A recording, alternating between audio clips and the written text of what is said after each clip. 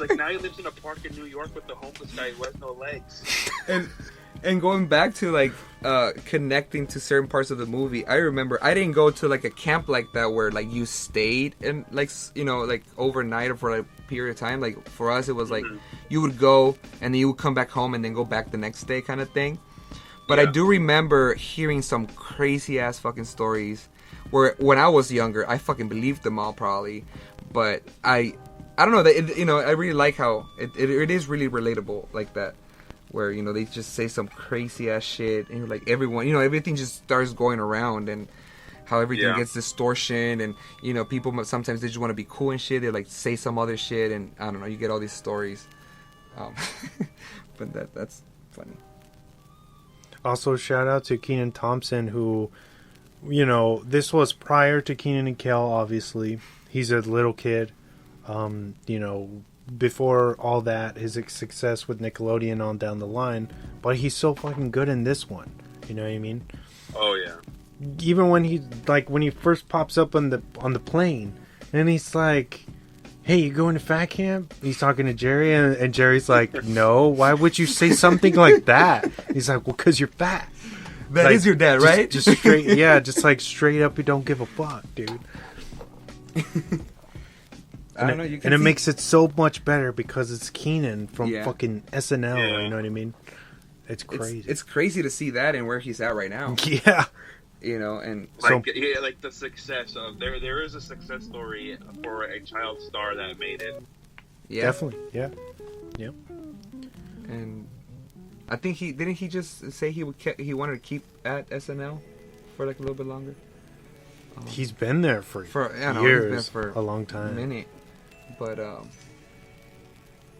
don't know. I really like his style, how he carries himself and everything. Especially, in this movie, you can really see him. All his, like, I don't know. You can really see his talent overall in the whole movie. So. Yeah. And then on the other side of the spectrum, you have Sean Wise, who portrays Josh in the film, who is made famous by the Mighty Ducks franchise. I don't know if you've ever seen those hockey movies from Disney. Maybe vaguely. Vaguely, yeah. So, that kid, obviously he was like a bigger kid, but he fell into drugs. And if you look up what he looks like now, he's like virtually unrecognizable, right? But in a great turn of events in the last couple years, I believe, he's gotten sober. I think he got his teeth fixed. Like, he's really turned around his life in the same way that Jason Mewes did. Oh, okay. Kevin Smith's best friend. So, that right there is great. I think in random Swann fact, Sean Wise, Josh's, or the guy who plays Josh in the film, he didn't want to do heavyweights, essentially. But I think Disney was like, yo, you either do heavyweights or you can't do D3, the Mighty Ducks. Yeah. So he was given an ultimatum, and he was like, well, okay, fuck it, And he's a great addition to heavyweights, you know what I mean? Oh, yeah. Did they ever, like, say why he didn't want to do it? I think he probably just wasn't a fan of the script, you know what I mean? Or he just... Maybe felt like picked on? Yeah, it didn't call to him. Oh, okay. Especially for Disney to strong arm you like that. Like, no, you do this shit, or you can't have your Mighty Ducks. Like, damn. Either you do this, or you do because he's the goalie, dude. Yeah. In Mighty Ducks, like Goldberg. Yeah, he's a somebody. But yeah, closing out. How about the underground smuggling ring of oh food? God, yeah. How did we not talk about that? Oh my God. That was awesome. The hidden trunk. The tree trunk where they were just stuffing the older kids come out and they just deliver all the food and everybody's in on it. Even that staff member, he go get his burgers or whatnot. What's it? Lars. Lars is so funny, dude. Oh yeah, he's good. Body.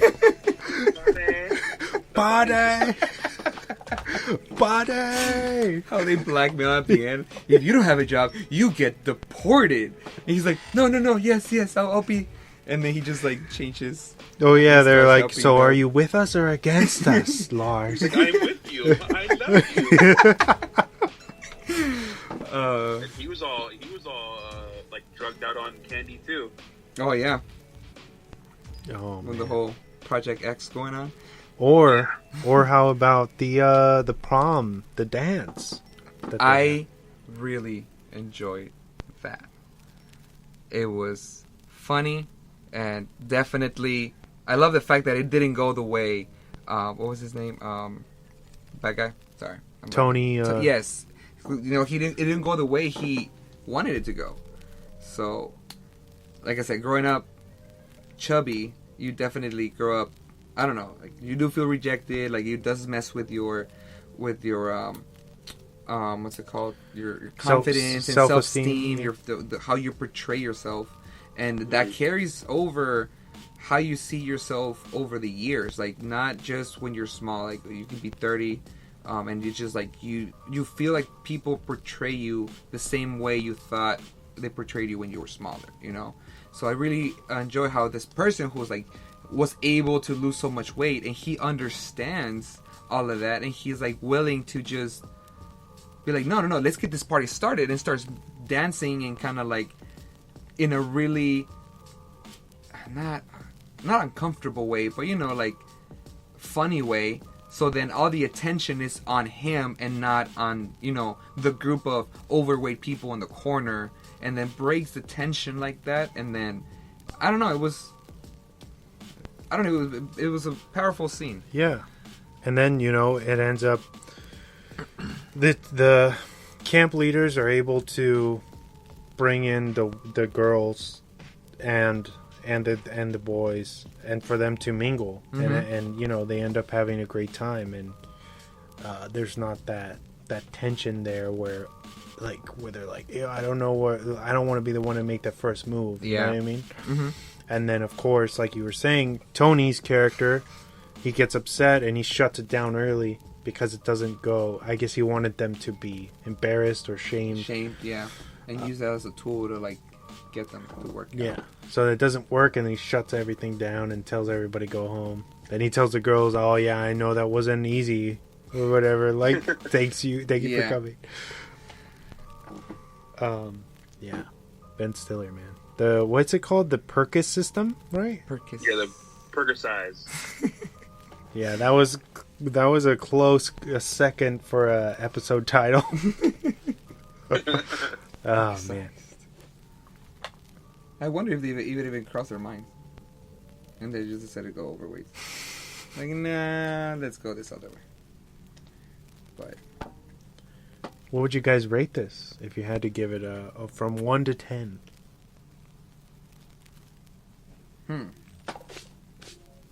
I'll say it's a solid 8 for me. Yeah, I was gonna give it an 8 too. Just on I don't know. It's all around good for me, so I'd have to give it an 8. We also have the nostalgia, which is probably. I think that's yeah. probably helping us up the rating a little bit. It's cheating a bit, but I mean, yeah. But that's also something, Yeah. It did such a good job that we were able to connect like that, and so it does. I don't feel like it's cheating. It's just it's something that gives it more points, more value. Okay. Something that gives you that experience. Because of course you get a better experience when you're more, connected, invested like that. So I guess it's also good. Gives it more value, man. How about you? From since you have a fresh perspective, you didn't watch this in the 90s, obviously. Unless you have a time machine. I wish. If we man. did go back in Shit. time, I wouldn't even be born. So, I don't know. I'm really bad at rating movies. I don't like I'll be like, it's a 10. It's like, yeah, it's a 7. I'm like, okay, it's a 7. That doesn't mean you're wrong. No, but I feel you do. The way you rate movies is definitely different from Yeah. because I don't go as deep in your cinematics and music they use and all that stuff. But I would give it probably a 10. Wow, a perfect score. I really, really enjoyed the movie. You hear that, James? The 10. At least for me, like I said, I connected a lot with the movie, and yeah, if it did its man. job more, it did its job. yeah. I didn't fall asleep. I was Nice. 100% invested. Wes was trying to get some tummy food. I'm like, Wes, shut the fuck up. Let me watch a goddamn movie. It's like, shove it in the face, man. There you go. Can't you see I'm busy here? No, but yeah, for me it's a 10 for sure. Okay. Yeah. Nice. Wow, I wasn't expecting that. That's awesome. Yeah, It's exciting. Perfect. Disney film. Yeah. You hear that, people out there? Heavyweights. Now it's gonna be relative. We're gonna see heavyweights everywhere. after Yep. this, Yep. because that's what happens. They're even gonna make a reboot. They're like, Oh my god. they're coming to Disney Plus. Heavyweights, the series. Go to the sequel number 2. You're welcome, everybody, just for the future when this does happen, We called it first. because we talked about it. Oh man. See, if that does happen, I feel like the show should have some percentage of, the wealth that this new movie's gonna bring, because We brought it into brought it fruition. back into the orbit, Yeah. and we're gonna sue. Just like Scarlett Johansson, we are owed. Oh wow. Yeah, we're going after it. Wow. Great way to bring it back, man. Man, We got a Dave Chappelle over here. Great no. callback. Great Thank you, callback thank to the you, beginning of the show. Shit. Why don't I just, hang up my hat and just quit, man? You just take over the podcast for me.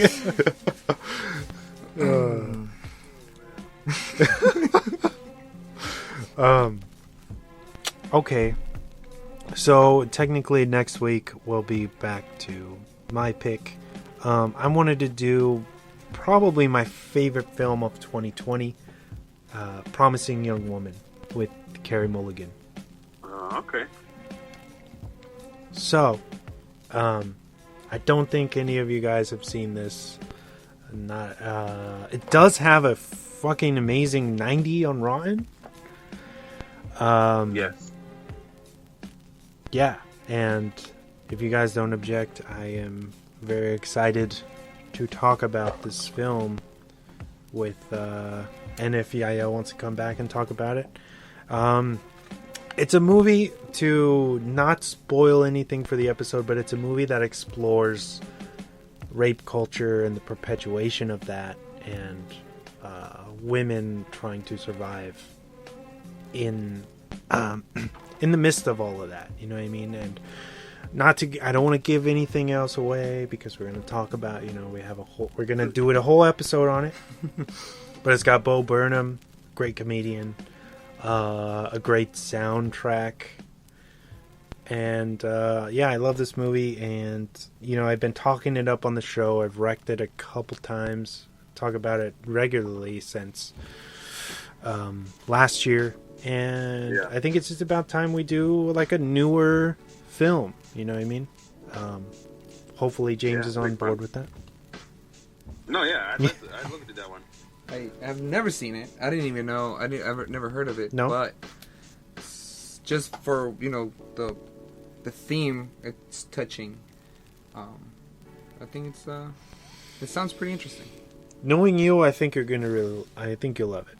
I think James will love it. I think it's hard not to like this movie. I think it's very well done. Who was it directed by? Do you know? This was her directorial debut, Emerald Fennell. No. Emerald Fennell, and I think she won, if I'm not mistaken, a Oscar for like best screenplay, I believe. Oh, nice. Alright. Yeah, for the Academy this past one. So yeah, that's what we're doing next week. Oh, she was in Drive. She's the one from Drive. Yeah. Okay. I haven't seen her in very much lately. Well, you're about to see her in all her Oh, glory, yeah. bro. Because she fucking rules. Brace yourself, James. I'm excited for this one. Tell You're her. I've been in for a watch ride. it, just haven't had time to. So now I got a reason to make some time for it. Yes. All right.